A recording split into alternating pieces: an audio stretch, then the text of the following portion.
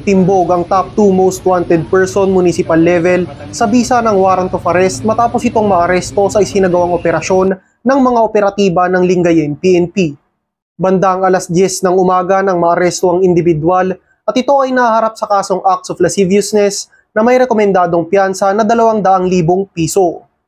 Matapos maaresto ang individual, dinala ito sa Lingayen District Hospital para sa medical examination at matapos ay sa Lingayen Municipal Police Station para sa tamang dokumentasyon at disposisyon.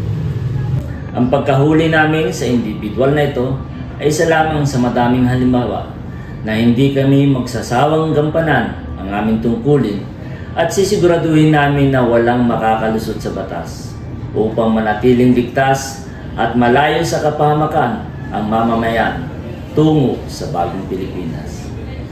Samantala, patuloy naman ang Lingayen PNP sa pagbibigay seguridad sa kanilang nasasakupan nang sa gayon ay manatiling ligtas at malayo sa kapahamakan ng mga ito tungo sa bagong Pilipinas.